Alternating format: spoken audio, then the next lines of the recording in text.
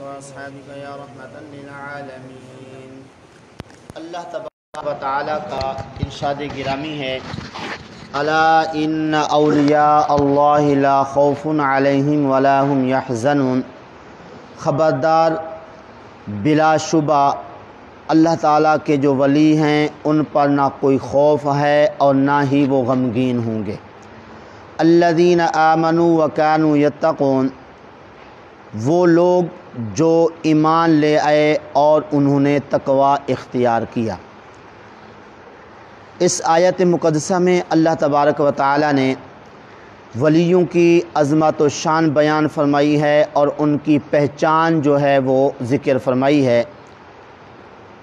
سب سے پہلے فرمایا کہ جو اللہ کے ولی ہیں ان پر نہ کوئی خوف ہوگا اور نہ ہی وہ غمگین ہوں گے۔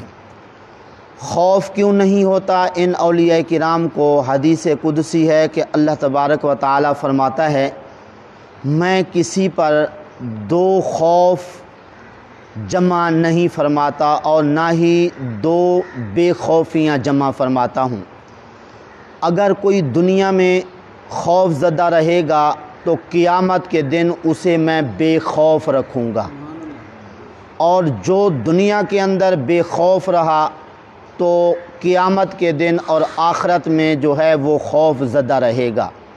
تو اللہ کے جو ولی ہوتے ہیں وہ چونکہ دنیا کے اندر اللہ تبارک و تعالیٰ سے ڈرتے رہتے ہیں اور ہر موقع پر وہ اللہ تعالیٰ کے فرامین کے مطابق وہ اپنی زندگی گزارتے ہیں، تو اس لیے اللہ فرما رہا ہے کہ ان پر کوئی خوف بھی نہیں اور نہ ہی یہ غمگین ہوں گے، اور قیامت کے دن بھی ان کا بڑا مرتبہ ہوگا، کیونکہ یہ اللہ تعالیٰ کے جو ولی ہوتے ہیں یہ صرف اللہ تعالیٰ کی رضا کے لیے ایک دوسرے سے محبت کرتے ہیں۔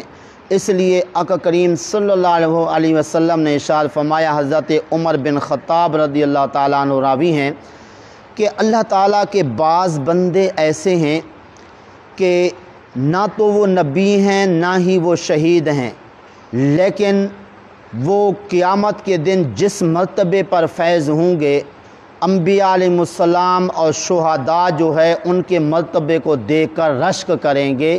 کیا رشک کریں گے کہ کاش کہ یہ مرتبہ ہم کو بھی مل جاتا۔ اب وہ کیا مقام مرتبہ ہوگا ان اولیاء کرام کا؟ وہ یہ ہوگا کہ نور کے ممبروں پر یہ تشریف فرما ہوں گے۔ تو اب سوال یہ ہے کہ کیا ولیوں کی شان شہداء اور نبیوں سے زیادہ ہے؟ نہیں، زیادہ تو نہیں ہے، لیکن قیامت کے دن یہ نور کے ممبروں پر بے فکر تشریف فرما ہوں گے، جبکہ انبیاء علیہ السلام کو فکر ہوگی۔ کیا؟ انبیاء علیہ السلام کو اپنی اپنی امت کی فکر ہوگی کہ ہماری امت کا کیا بنے گا۔ یہ جو ولی ہیں ان کو کوئی فکر نہیں ہوگی، یہ بغیر فکر کے بغیر خوف کے یہ نور کے ممبروں پر تشریف فرما ہوں گے۔ سبحان اللہ۔ تو اس طرح اولیاء کرام کی عظمت و شان کے قیامت کے دن ان کو کوئی فکر کوئی خوف نہیں ہوگا۔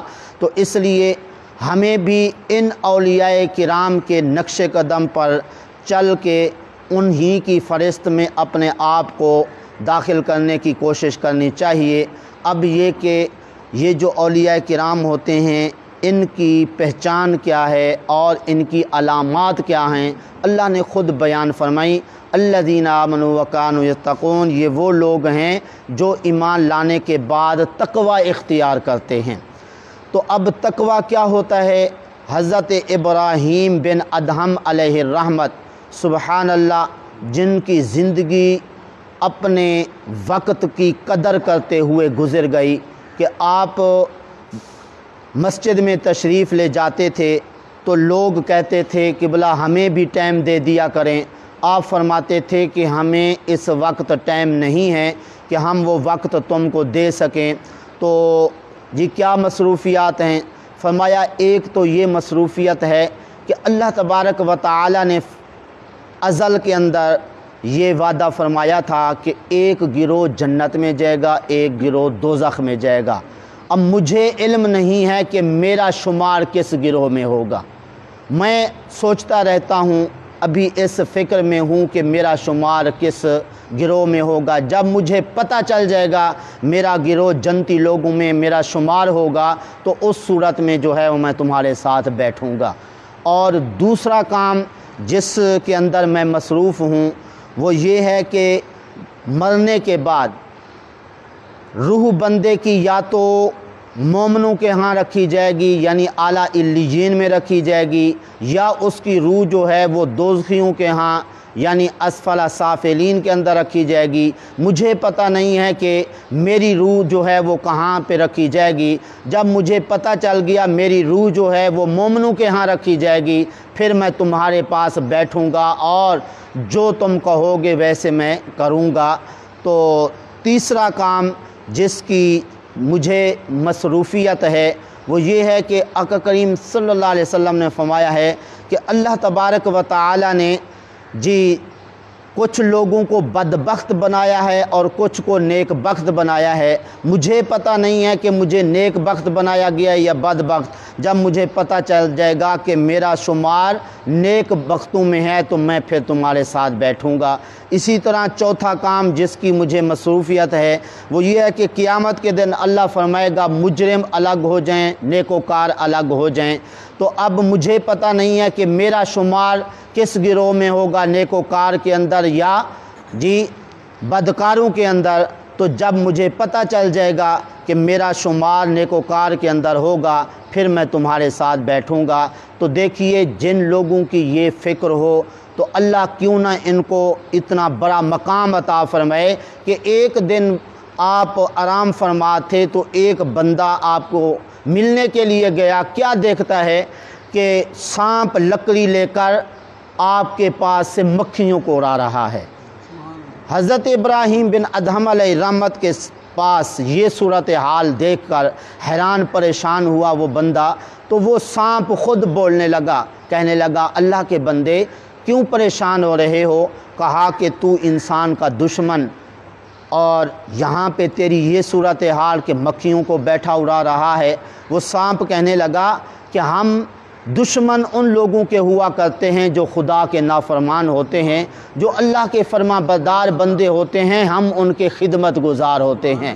حضرت ابراہیم بن ادہم علیہ رحمت نے اللہ تعالیٰ کی فرما برداری کر کے اپنے رب کو راضی کر لیا ہے، تو اس لیے اب ہمیں حکم یہ ہے کہ ہم ان کی خدمت کریں۔ یہ سوئے ہوئے ہوں تو ان کے آرام کے اندر اگر مکھیاں بھی خلل ڈالیں تو ہم ان کو اڑانے کے لیے جو ہے یہاں پہ بیٹھیں اور ان کے آرام کے اندر خلل نہ آنے دیں۔